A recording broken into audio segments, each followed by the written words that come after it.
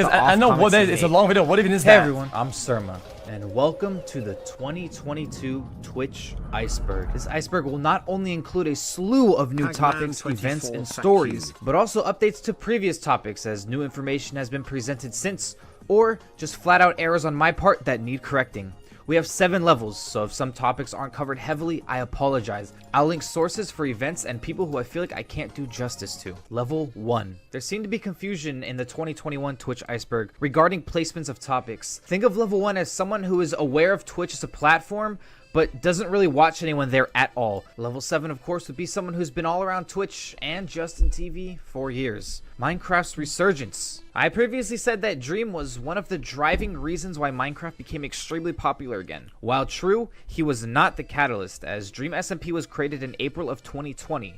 Call me Carson and C-Scoop. Minecraft hasn't been popping up at all, though. Live in March of 2019, an always live Minecraft server. They invited 10 more content creators to stream their POVs anytime they're on the server. The server ran for about a year before it ended on January 1st, 2020. There were talks of a season 2, but yeah, that didn't happen. Pokimane. What a way to start off 2022, a new Pokimane drama. So this one involved her, Gideon, and surprisingly enough, Ninja. It started out with Gideon sending his viewers to raid her chat. Yo, chat. Guys. Follow her right now, This is yo. old news. Follow her right now. We're gonna be back, y'all. This in turn got Gideon permabanned Oh, for that's the whole conducting point. a hate raid, all on his first day as a partnered streamer. Twitch!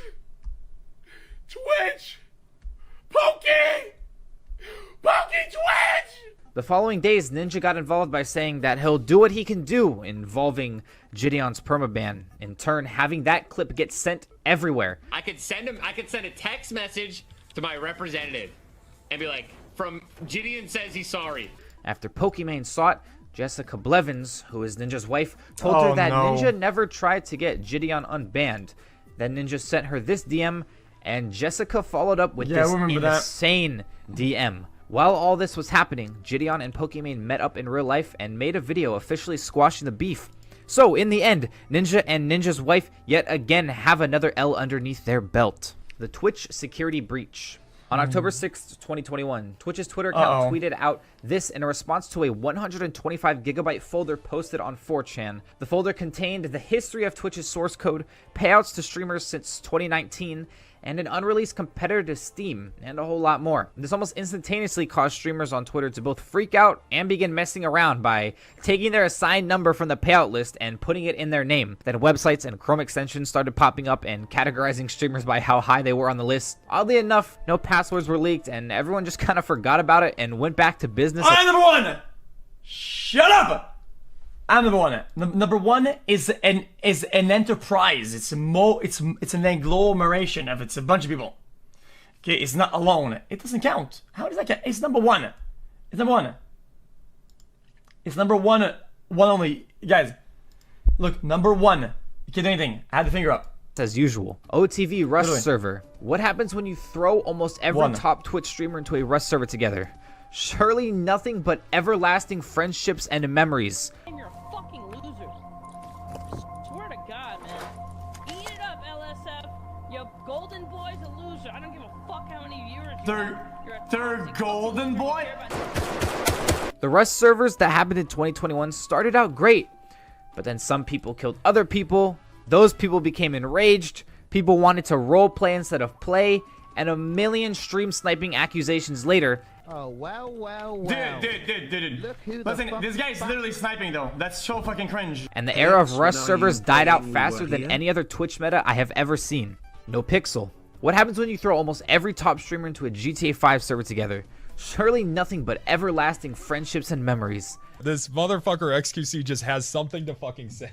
This guy shouldn't even be on the server. Like, what the fuck is this? No Pixel is a heavily modded GTA 5 server that allows streamers and really anyone who applies and gets whitelisted to create a character and Hey! Dude! Guys! Look! Know who that is? that allows streamers and really anyone who applies and gets whitelisted to create a character and roleplay with other people in the server. Now pair that with all the top streamers playing at once and you're bound to run into some issues. people stream sniping, extremely petty drama, and in the case of Penta and Zuma, I got him under arrest, don't worry. I sue you for everything you had. things can escalate even further. After the end of that argument, they went to Twitter. Soy adults that can't contain their emotions, probably raised by shitty single mothers who were told them their whole life, it's okay, you're just competitive. And Optic Embos just straight Valid point, but I also think that people who abuse their powers and they go to break rules in order to fulfill their duties as a fake cop more is literally the Stanford prison experiment in a fucking nutshell. Bullied Andes. straight up says he'll pay a COD fan to knock out Penta in his next IRL stream. I know cop characters have a history of being aggravating to deal with, but doing this is obviously just taking it to a whole unnecessary level. Gambling. After people got bored burning their money with Pokemon cards, a ton of streamers decided to burn their money spinning slots. Throughout the summer of 2021, gambling on various websites became extremely popular. Huge debates on whether or not it was morally okay to stream gambling, with a large chunk of all users on Twitch being under 18. I've worked with. No, you don't get to do that. I have worked with. And also on top of that, Let him finish. $1 million deals getting leaked, streamers having to move to different countries to continue gambling. Even if it wasn't, it all felt extremely shady. Trainwreck would be the main streamer involved with gambling streams, and to this day, everyone has dropped it, but he is still going strong with the gambling streams. Ludwig Subathon. Now for the reason every streamer in the past year has done a subathon. Ludwig Subathon was an event that everyone on Twitch knows about, with it ending after 31 days and a grand total of 282,000 subscribers, which with a little Twitch math we can see comes out to a cool $705,000 at minimum, with Ludwig donating every single sub from the final day to St. Jude's and the Humane Society, and $1 for every sub from the previous 29 days to No Kid Hungry. Level 2. Dr. Disrespect ban. Starting off level 2, we have an update to Dr. Disrespect's ban, which happened damn near 2 years ago in 2020. No one knew why he got banned, and it stayed that way until March 10th of 2022, when Doc himself tweeted out, "Moving on," with this picture. This, of course, got It's an old clip. I curious if can that would mean watch that he it. would It's not that return to bad. Twitch, but he nipped that in the bud quickly with this reply. It's not. But again, to this day, there has still not been a It's not the end of the definitive world, it's reason just not. given to the public as to why he was originally banned on Twitch. I bought a whole bunch of Shungite rocks. Do you know what Shungite is? Fedmeister. This is an update for the Fedmeister situation. An extremely brief recap. He was removed from the OTV streamer house in 2020 after some very serious allegations from other OTV members were brought up. He then went silent for a year, and in June 2021 he came back with a video titled "Changing My Life." Almost immediately, people started to notice how similar this video was to when Albert made a comeback. The only difference was that Albert's apology video was viewed in a much more genuine light by most people. I feel like with all this drama, whatever, I think it was something, a life lesson that was very strong to me and really hit me hard and it made me rethink my life. So when things go really bad and you do really fucked up shit, go to the gym, okay, and buy a dog, and bang! It's done. It is done. Fedmeister's It's video full was perceived reset. as a long self-ego It's a boost, full and his reset, return literally. stream was a whole lot of nothing, with him pulling a T. Martin and streaming with his new dog in frame the whole time. He's since disappeared again in December of 2021 with no updates since. See? Forson's community. You ever wonder where the majority of the Twitch memes and emotes come from? The self-proclaimed Forson buys are responsible for a great many aspects of Twitch culture, ranging from Twitch music, Forson CD, Bat Chest, and 30-player stream sniping lobbies, just to name a few. Depending on who you ask, you'll get a slew of different opinions on the community, from some people calling them toxic to just people being general fans and viewers. Whatever your opinion is on the community, they do play a huge part in making things, people, and emotes popular in the Twitch space, and we have that community to thank for a lot of what we love about Twitch in its current year. Standing here with Forson. The hot tub meta. In 2021, streamers Indie Fox and Amaranth began to stream in kiddie pools. They weren't actually hot tubs, to my disappointment. Sooner than later, this grabbed the attention of every streamer on the platform and every commentary channel on YouTube and LSF.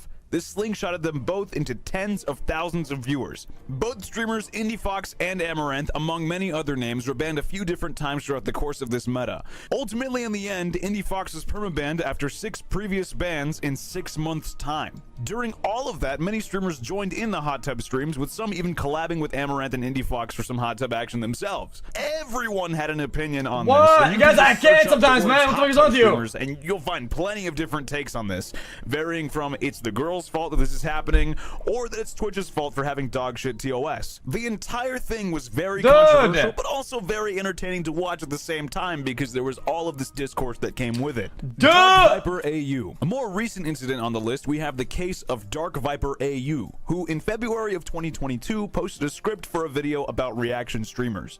Now, a lot of the pages on this 14-page document read pretty okay, but there's a small section that's a little bit odd, which makes a comparison about reactionary content and people who commit sexual assault.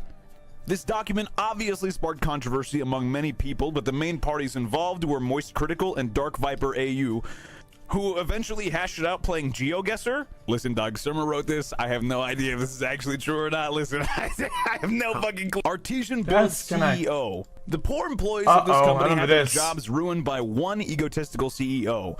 On March 1st, 2022, Artesian did an ambassador raffle giving away a PC to potentially any ambassador that decided to enter this giveaway. Streamer Kaya Pia won the giveaway, but when she did, the CEO of the company, Noah Katz, began judging her social media pages while live on the official Artesian Builds company Twitch page. Yeah, no, that's a no. Less than 1 follower gained per day. This caused a large majority of people in the Twitch community to instantly turn on the dude. A lot of ambassadors. I wonder if we were to judge the company Twitter after that, how well was their social growth? And partners with the company rescinded their deals with takers on one of the biggest notably being OTK, one of the biggest organizations on Twitch at this very moment. The damage done by just one person was so bad that the company ultimately ceased all of their operations. And the people that work there are freaked the fuck out that they are permanently tied to Noah's selfish and poor decisions. Daquan's You know what, Jeff? Guys, I'm gonna go above and beyond, okay? And just flat out, guys, listen. I think it's kind of an important topic, okay? A lot of people know sometimes shit about certain companies or certain people and behind the scenes, and they wait till it explodes to pack on and jump on the pile of dog shit. Why is it so hard to call out dog shit when it happens? How hard is it to just if you see a whiff of dog shit, just open up about the dog shit? I don't understand it. I don't understand it. Some of these guys, they're not even sponsored either. Some people are not even sponsored either, and they don't say anything.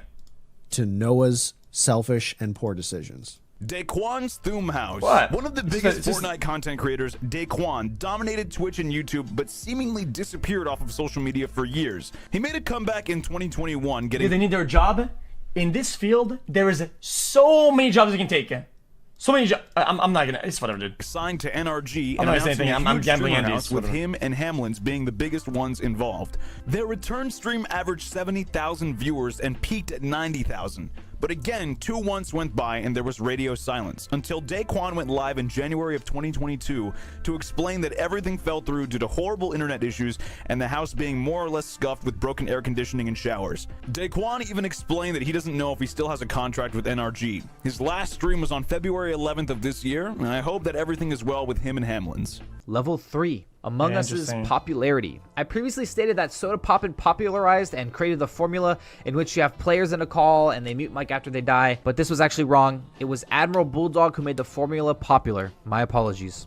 Yep. Hey, how about give me credit, man? Hey, I said but that. This was actually wrong. It was Admiral. I called that the day people started saying, I said this. I said Admiral Bulldog was the first one to do it. Shut up! I said that the day it happened, okay? Because Pluto is my a manager of at Twitch, okay? And he told me about the game, okay? About sometimes he told I'm pretty they had a whiff of it, and I was like, oh, Admiral Bulldog's playing this, and I was watching it. Bulldog who made the formula popular. And then after a couple days, when Soda asked to play, I was like, yeah, we'll play. because I already knew about it. Okay? Kotaku's on here for them being notoriously awful at covering anything on Twitch. With Whatever, them recently dude. vomiting out an article about the Streamer Awards. Could it be something that was said there? Maybe a controversial creator was invited. Or maybe something insane happened that required immediate coverage. Wait, what happened? I don't get it. Here for them being notoriously awful at covering anything on Twitch. With them recently Streamer Trophy leads to Pepe confusion. The goat. How's that a confusion? vomiting out an article about the Streamer Awards. Could it be something that was said there? Maybe a controversial creator was invited. Or maybe something insane happened that required immediate coverage. They wrote a whole article about the trophy being Pepe the Frog, which is already wrong. That's a goddamn peepo. If you even casually browse Twitch... You know what's crazy though? Kotaku knows better. They know at 100% what Pepe is in the culture, how it's used, and how it's not used, and they still play that card like they don't know how to use it. Oh, guys, is this still the offensive Pepe? Guys, right? Guys, fuck, they know better. They know. Sure they're just this coming dumb. year, you'll see plenty Why do of they do that? Kotaku. Hate raids. These specific hate raids began in the summer of 2021, with people setting up thousands and thousands of bot accounts to go into streamers' chats to spam either racist or homophobic messages. This in turn caused streamers to create the Day Off Twitch movement and decide not to stream on September 1st. This became controversial in itself, with people having strong opinions on either going live or not going live. I read the comments in the thread, they're right. Nobody gives a fuck you take a day off. Why is Boo Boo an emote if you get a 10 minutes If time out every for other using big it? streamer, if How do people you got use together and they Booba said in a we're all going to collectively non-situational do it, I would do it in a calming heartbeat, right? The aftermath of the event was around a 1 million viewer loss during peak hours and 500,000 views lost during normal hours. On the 30th of September, there was a blog post by Twitch in which they showed off new two-factor authentication features to better protect chat rooms from being raided. As of March 2022, there have been a new form of hate raids by people on a separate website, sending their viewers to streamers' chats and spamming homophobic and racist messages. Guys, I'm gonna as somebody, okay, who has a good bot in the chat. We have a good bot here, okay, we don't see the raids happen because they get hard smokes, okay, because a bunch of codes and it's a good bot. It's not a mid bot. It's pretty good, man. Fuck you, bitch. Man, you're a bot, man. You're a bot. Look at that. Let me talk. I'm talking. Hey, Shakes, you should check this game out called Atomic Heart. It's coming out this fall and it looks way too dank. Let me talk! Okay? Listen. The problem I have with this is that by Twitch having measures, the measures are very bold. And by having these measures, they cut down on the healthy and good interactions as the price to cutting out bad interaction, which you would think is, oh, that's a price you have to pay to have a good chat. That's where the bots come in. If you have a good bot in the chat or good bots, you don't have to lose on good interactions by setting up a bunch of stuff above it to make sure you weed out the negative one, right? So I feel like it's kind of sad. Sometimes they add some stuff that just cuts interaction and cut through good usage because of the bad ones. Although this time Twitch was much quicker with identifying the issue and getting rid of the accounts. I'm almost positive this will be a topic I'll have to update, as I'm sure this is just the start of these kind of raids. The C word. In December of 2021, 2 of Hassan's moderators were banned for saying cracker. I'm sorry, I mean the C word. This caused Hassan to go live, and by the end of it, he caught a 7-day ban. Sir? Dumb cracker bitch. Other streamers who were banned for that. Oh, come on, dude! Cracker were Vaush, Frost, Bruce Drop 'em Off, and Just the Minx, just to name a few. You had absolutely every streamer under the sun making jokes and poking fun at it. I found some crackers. Let me eat them all up. Whoa, what'd you say? Definitely one of the most ridiculous months on Twitch that year. Germa985. Germa as a whole is on this list for just how unique some of his streams are, whether it be him going out and doing an archaeology stream and driving around an excavator, or his more recent huge stream, The Dollhouse, in which chat controlled whatever he did like a real-life Sims character. Germa is most definitely one of the most interesting and entertaining streamers, plus his community is hell-bent on believing that he is a convicted serial killer. Logic finessed Twitch. In 2020, Logic signed a 7-figure deal with Twitch to stream there. And to now be a partner with Twitch is insane. He went live for 126 hours the whole entire year. Anybody notice that my gun is black and white? So at minimum, with $1 million, he made around $8,000 an hour. I don't really know. It was more than Oh, okay, yeah. How contracts It was a work, mail, it was a but mail. this seems like Logic made out like a bandit in this deal. He last streamed on October 2021 for 3 hours. Bat Chest, the most talked about emote in 2021. Bat Chest blew up due to Forsen's community, and once it spread to other big streamers, this emote just absolutely exploded in terms of popularity. This also propped up one of the best additions to the Twitch community in a while, Johnny Carwash or Curtis Scott. As the face of the emote, he accepted the memes with open arms, and he was very well received within the community as well. Oh, Everyone God. loves Curtis. This is the first time Twitch has had a positive poster boy for their platform ever since Gutex was removed as PogChamp back in 2021.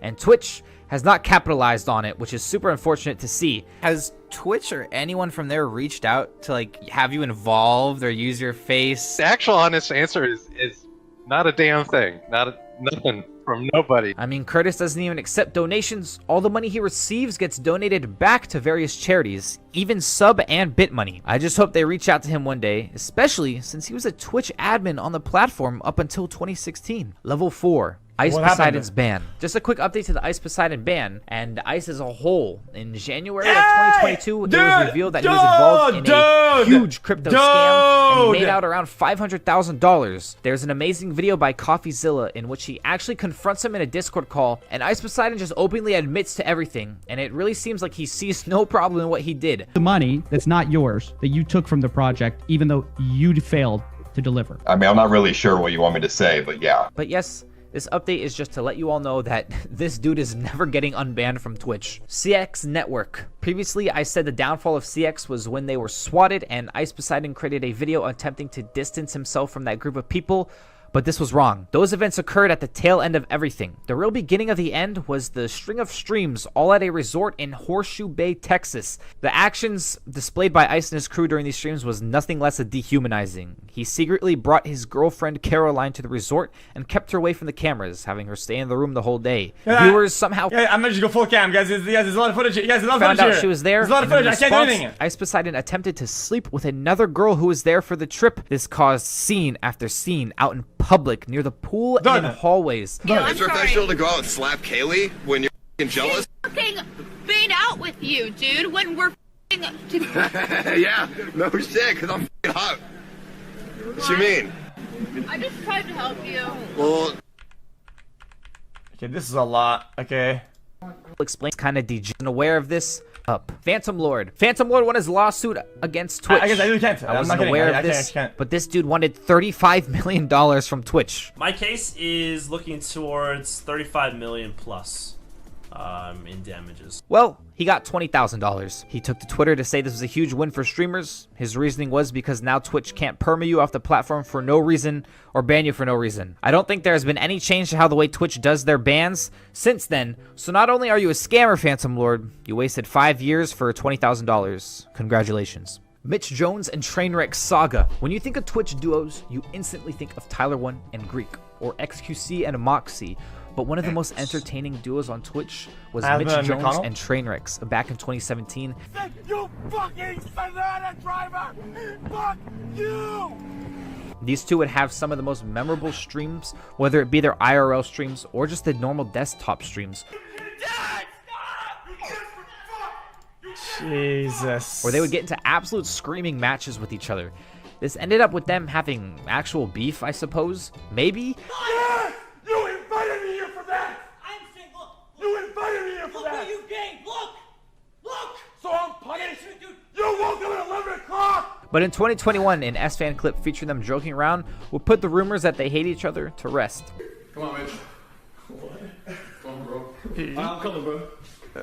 So, like I said, it was 3 years ago.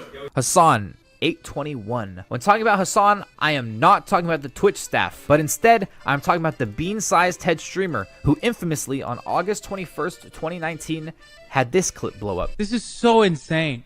America deserved 9/11, dude. Fuck it. I'm saying it. Dude! In a video game. This would cause him to catch a 7-day ban and also become one of his community's go-to chat spams, with his community members making videos and edits of the incident. Did you mean that? Yeah. Raj Patel. This one a lot of you may already know, but Mr. Austin Show used to go under the alias Raj Patel, where he ran the game show Raj Royale and other variations like Raj Lorette. Not only did Austin popularize the game show format on Twitch, but when watching these VODs and clips, just the sheer amount of top streamers involved with these streams was insane. Now, I'm not saying these game shows directly blew them up, but having all these faces interacting brought out the best or worse in them, allowing them to be clipped and shipped to LSF and Twitter and wherever. Is it my turn to cause some drama? No. Yeah, baby, let's go. Let me cause some drama, Let's bro. fucking do it, bitch. Go ahead, baby. Austin's impact on Twitch with these game shows is most definitely an achievement. He truly was before. Jesus, what? Yo, hey, yo, Austin, if you're gonna watch this clip, man, if you're in chat. Austin's impact. Dude, how is he so handsome in this clip, man? What the fuck? What the fuck happened? He looks like a fucking model. Impact on Twitch with these game shows is most definitely an achievement. He truly was before his time with how popular this game show format is now on Twitch. OBS and Streamlabs drama. Near the end of 2021, OBS came out on Twitter calling out Streamlabs for not taking the OBS part of Streamlabs OBS out of their name. They even said before the Streamlabs OBS was released, they came to them and asked about it, to which OBS said, no, take the OBS out your name. They didn't listen. And in the same tweet, OBS said that Streamlabs was attempting to file a trademark for the full name, Streamlabs OBS. All this was already a lot. Guys, at the time I was with Labs, okay? And I had an agreement with them because it was like an old agreement. And I wanted to do a media share, okay? And I was trying to set it up with them, right? And I was with them at the time at Streamlabs. And then I'm like, guys, I want to do a media share where people donate and, you know, we have like videos play or whatever, right? And they were like, after a while, they came back to me and they were like, dude, you know what? 39 Our shit is so garbage. We're going to allow you to breach contract this time and use your elements just for the event. And I'm like, okay, dude. So I ended up and then another application named Lightstream tweeted out this picture showing that Streamlabs fully copied their whole website layout, and they didn't even have the decency to change the user reviews at the bottom of the website. Just a straight one-to-one copy-paste. It all ended with Streamlabs tweeting out that they are removing OBS from their name. I already know that the Streamlabs booth at TwitchCon this year is going to be extremely awkward. 7TV. Okay, but all jokes aside though, the thing actually has advantage is why I think a lot of people still use it. There's some good advantages. They have decent tech. The Streamlabs booth at TwitchCon this year is going to be extremely awkward. 7TV. Throughout the years on Twitch, FrankerFace Z and BetterTTV have been the only two extensions for Twitch that have had any sort of popularity behind them. Following the removal of Gutex as PogChamp and BetterTTV removing Zulol, the extension 7TV began development. The extension was extremely niche, really being only used in some big streamers' chat rooms. I caught wind of the extension with no prior knowledge other than the fact that it was a new extension with some push behind it, and fully vouched for it. Admittedly, that was a mistake, as it was brought to my attention that there were major TOS issues with the website and some questionable privated emotes. There is still discussion of whether the extension is good or not, and I will say basically a year later, the difference between the extension then and now is night and day. They've recruited moderators from all over the Twitch community and have cleaned up the TOS nonsense. But I do enjoy the extension, but the shaky start is something I think people should at least— Why are they using me face, man? I don't even use it! Nonsense. Why is me face on there? I don't even use it! But I do enjoy the extension, but the shaky start is something I think people should at least be aware of. Level 5, the Angel of Shibuya. Previously, I said the Angel of Shibuya was the face of Kappa Josh DeCino, which is just completely wrong. The Angel of Shibuya is an IRL streamer named Rob CD. I believe I got confused when researching because they looked so similar. Hassan. Now. When talking about Hassan, I am not talking about the corn kernel-sized head streamer, but instead the Twitch staff. Just an update to him after he was removed as Twitch staff after multiple allegations and he went silent. Well, he hasn't tweeted since 2020, but in this time away from Twitch, he became a crypto bro, with his last liked tweet from January 2022 being a Twitch metaverse tournament type thing. CSGO Ambi. On January 27th, 2022, a streamer by the name of CSGO Ambi finished a CSGO game and just began to shave his pubes live on stream. Nobody knows why, but he did it. And he received a permaban. Truly one of the most confusing events I've seen on Twitch. I don't think we will ever get an explanation on why he decided then and there it was time to trim the hedges. Crow, by far one of the most requested people to be added to the iceberg. Now, when reading comments, threads, and Twitter replies about this guy, he was apparently one of the most unhinged CSGO streamers, allegedly snorting coke, buying hookers, and just opening up thousands of dollars worth of CSGO cases on stream. But most importantly, breaking shit. I say allegedly because there's absolutely nothing on this guy. VODs, clips, his Twitter, YouTube, everything is just gone, wiped clean. When clicking any sort of Crow montage video, it's claimed by Crow Reviews, or in some cases just the name Crow itself. In 2018, a channel named Mr. Reviewer started uploading videos, with 2 public ones and 1 unlisted video showing off a Lamborghini Aventador. And in the comments, he hearted a comment telling him to come back to streaming. It seems Crow has a very niche cult-like following, with even pros and streamers like Sean Garris and Alinity referencing him in a tweet from March of 2020. This guy truly is something that deserves much more research. I instantly became invested upon finding out everything had been scrubbed clean. From the clips I was able to find, it did look like these comments were telling the truth. But my favorite one I stumbled upon was a clip of him just shitting himself, then ending stream. Dude, I'll take your Witcher 2 sticker, stick it in my ass.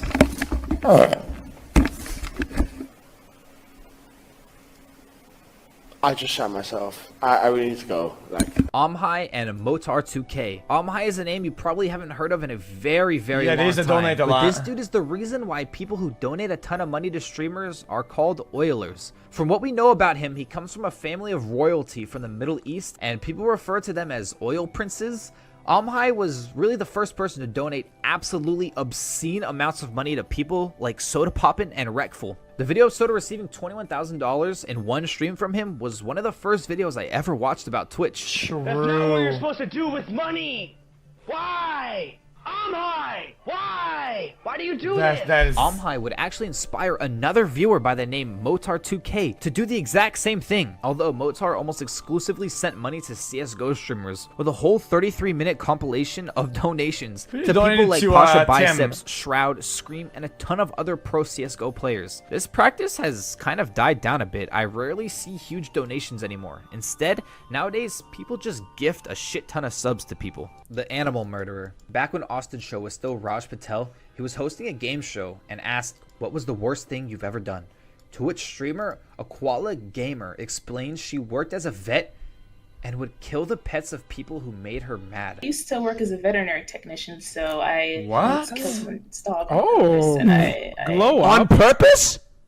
Yeah, but no one knew because, you know. Austin tries to save her by saying that of course that it was a joke and asking her if she feels bad.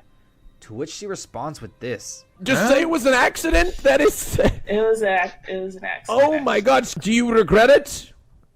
How's that funny? I mean, shitty dog, shitty person. Okay, alright. It's really just unsettling how little emotion she displayed. Huh? She explained that she killed perfectly healthy animals while working as a vet. Clicking to her Twitter shows that she's closed or deleted her account permanently. Emily is Pro. This is the story of Emily is Pro, the RuneScape streamer who allegedly faked cancer. In a long-deleted VOD, Emily explained that she has chronic lymphatic leukemia, a kind of cancer that doesn't have too many severe side effects. This caused many RuneScape streamers to become skeptical of Emily, saying that she was faking cancer for donations and subs. Ice Poseidon's community would be the main group of people to relentlessly stream snipe and donate, saying that she faked cancer. But we're gonna end it once and for all. Did Emily fake 36-month sub, let's go. 20 mil. Then this clip of RS Glory and Gold saying she faked cancer became extremely popular with all of Twitch at the time. Was what I was Emily only faked cancer once. Emily only faked cancer once. Yahoo! Yahoo! She ended up having a breaking point on stream one day and began talking about how she wished she had never talked about the cancer. The shit that I have to go through, like, every single fucking day, like, every day, how much shit that I put up with, like, every single day. To this day, there is actually still zero definitive proof that she did fake cancer. What do you all think? Dallas Galley. The name Dallas Galley may not ring any bells to viewers, but I confidently believe Dallas is known by more streamers than he is by viewers. Soda, I'm 1,000 miles away, but girl, tonight you look so pretty. Referred to as things like Twitch's biggest simp, Dallas has piqued the interest of many in the Twitch community with his unusual tweets. Fuck you, 5-inch dick. Go down. You horny piece of shit. A fantastic mini documentary on the channel Built Different highlights this a lot better than what I can do on what makes Dallas so unique. His channel may be tucked away in the far corners of Twitch, but it is truly a hidden gem when you end up catching him live. Give us a lion roar. My channel is big today, is it? Level 6, Day 9. An extremely light topic to start off Level 6, and a more fun fact more than anything. But Day 9 was the first ever streamer to receive a sub button, and it stayed like that for a while, as the way Twitch went about giving a sub button was hard coding it into their website, meaning only a programmer would be the one who can go in there and give or take away sub buttons, instead of it being someone like an admin just ticking a box or pressing yes in a menu.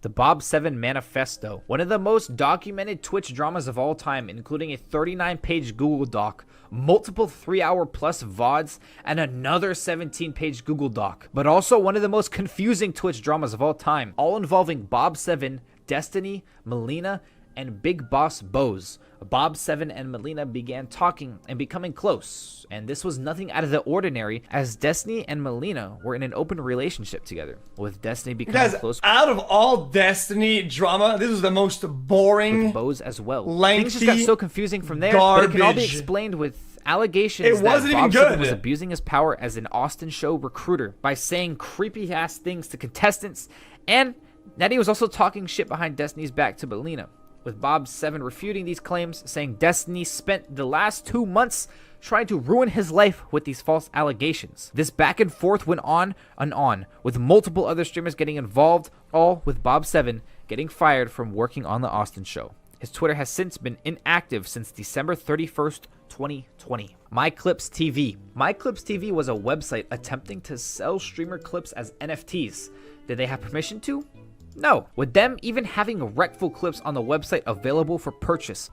They're fucking selling Rectful clips? That's not nice. What do you expect, man? Do you expect these companies to be nice? Look at it, they're scum. Mizkif was linked to this website on stream and was able to find out the dude who was putting this all together was an ex-Twitch staff. They were able to get him in a call, and the more this dude talked, the deeper he dug his grave. In a system where a transaction only goes through if a streamer accepts it or a streamer lists a clip for sale. Yeah, that's absolutely not okay. As what he was doing, it was just illegal. This all ended with the dude, of course, closing the website for good.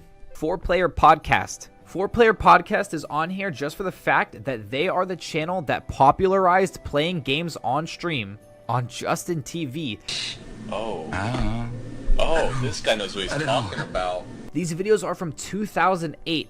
And the way you can see how they created their own format for making live gaming commentary content is quite... Wasn't Justin TV, ironically, kind of started IRL, then went to full game, only game, benefit game, then a little bit looser IRL, now more out, now it's like IRL like dominating. Look, he's trembling. Don't you just want to hug him? Oh. They would also have a clip of them playing GTA 4 become so popular that a whole section in GTA 5 is a reference to that exact clip. Slow down, Scooter brother! Scooter brother! Scooter brothers! Scooter brother! These guys were the true pioneers to video game streaming. Roblox charity stream. In 2014, the Roblox channel went live for a 24-hour charity stream. At some point in the stream, the screen went black, but the mic was still live, and picked up a group of Roblox administrators making valid criticisms towards Roblox as a whole. One admin stated he had to fork out the money for a new work PC because the company would not upgrade it themselves. Shit just wasn't happening. We couldn't get any traction on anything and we needed a computer, so I just fucking went and bought the parts and built it. Or explaining how the company just doesn't care about their department and how expendable they are. Take you long to realize that Roblox doesn't give a fuck about our department. Yeah, they were doing fine before us, and we'll do, you know. Ironically enough, almost immediately after the stream, 3 admins were fired. Jax, Smirking Revenge, Snowblocks, and a BitShift. The most awkward part about this was a few days later, Roblox went live again with the CEO of the company and Andrew Hack, who was another person present during the stream. And this whole stream of these two felt very confusing and uncomfortable to watch. Yeah, also, you Yeah, do you remember the video we watched about how these scum Oz people, with how much money they give to people that buy their Robux related to their games? Like, people get like pennies on the dollar. It's insane. They get shafted so hard. To be used as an example for other employees who slip up in the future. The King Von interview. Back in 2020, the Rolling Loud Twitch account had King Von on for an interview segment. And all was well to begin with. They would grab chat messages and questions viewers had, and they would ask Von them. Why would anything happen here that's bad? It only got unsettling when a user by the name of SaltyKnob713 asked them to ask Von if he'd ever do a feature with Model, Tyreek, P5, or Malcolm. Instantly, King Von became extremely excited, telling them to say the names over and over again. Names who want to do the features again? He'd have to scroll up. I can't even see that shit. Hey, y'all, listen to the names he said want to do the features. Model, Tyreek, P5, or Malcolm.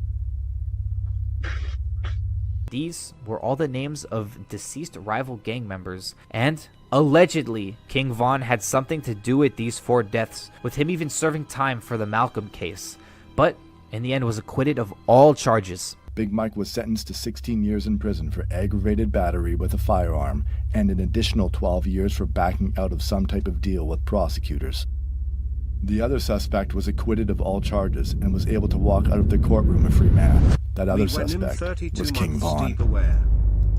Just a creepy moment caught live, especially with the off comments he made saying, I'll do a feature with them, but they probably don't have the money.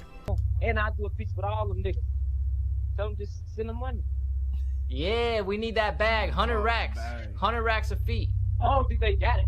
Level 7. Vampire Craig. If you're ingrained in Mitch Jones's community, the name Vampire Craig is already something you're aware of. This guy was and is a horribly obsessive fan of his, believing him and Mitch will get married one day. There's an old VOD of him being added to a call with Mitch and Greek inside it, and once he joins, he just instantly just repeats that him and Mitch are together and that he's his boyfriend. It's Craig, man. It's Craig. Relax. I'm his boyfriend. No. You're not my boyfriend. You're not my boyfriend. Listen, Craig.